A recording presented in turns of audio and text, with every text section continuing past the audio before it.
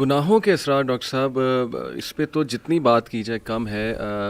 Literally آپ کے sales پہ افیکٹ ہوتے ہیں جا کے. میرا تو یہ بلیف ہے گناہوں کے, بالکل نافرمانی کے, اور آج کل جس طرح کے گناہ اللہ معاف کرے آ گئے ہیں, جو دکھایا جا رہا ہے اسکرین پہ, پوری ایک انڈسٹری کھڑی ہو گئی, اس کو گلیمرائز کر دیا, انسٹیٹیوشنلائز کر دیا. پورن انڈسٹری کی بات کر رہے ہیں تو کیسے کیسے مسائل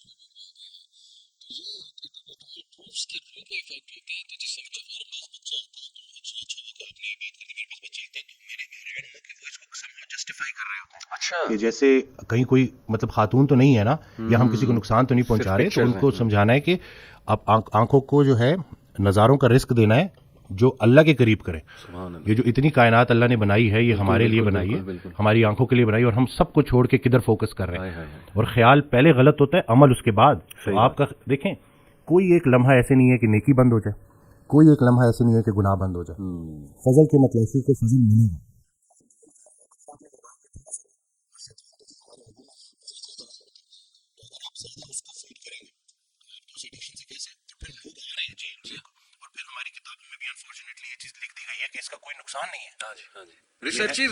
یہ تو ہیلدی ہے.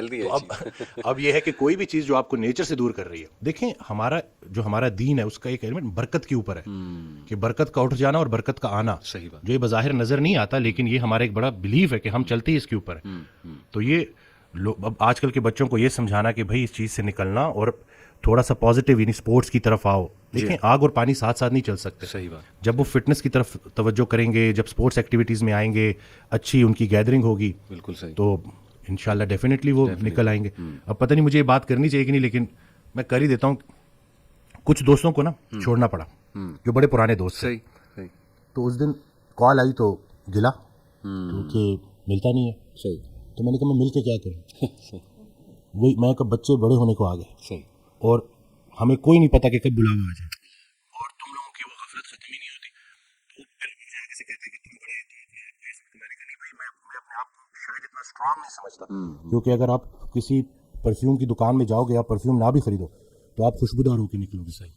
سنگت میٹر کرتی ہے, تو یہ بچوں کو پتہ چلنا چاہیے, کیونکہ آپ کی جو کمپنی ہے نا وہی آپ کو گناہ کرنے سے زیادہ گناہ پہ لانے والے کی پکڑ ہوگی. صحیح بات. اور یہ ان کو پتہ چلنا چاہیے کہ یہ جو آپ کا فرینڈ سرکل ہے یہ بڑا میٹر کرتا ہے, اور اس کے بارے میں آپ کا سلیکٹو ہونا بڑا ضروری ہے. صحیح بات. کیونکہ اللہ کا ذکر جب محفل, بلکہ اس دن میں نے ایک ویڈیو میں بھی کہا کہ جب اللہ کہ جب تنہائی میں تم مجھے پکارتے ہو میں بھی تنہائی میں پکارتا ہوں, جب تم محفل میں پکارتے ہو میں بھی محفل میں پکارتا ہوں. تو جب آپ محفل میں اللہ کو پکار رہے ہو تو اللہ بھی اپنی محفل میں آپ کو پکار رہا ہے. اب اللہ کی ایک محفل ہے تو سوچیں کہ آپ کا ذکر کہاں, تو خیال ایک دے دیا نا. اب اس میں بہت سے خیالات سے بچنے کا ایک ہی طریقہ ہے کہ انسان ایک خیال میں گم ہو جائے. صحیح بات. تو اگر وہ پازیٹیو خیال ہے اور وہ اللہ کا خیال ہے تو بس انشاءاللہ.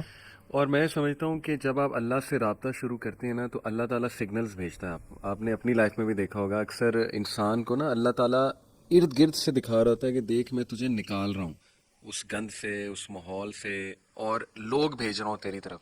جو کچھ ایسے جملے کہتے ہیں جو اللہ سے محبت پر مبنی جملے ہوتے ہیں, یہ اصل میں اللہ سبحانہ تعالیٰ is talking to you through those people. میرا یہ ایمان ہے.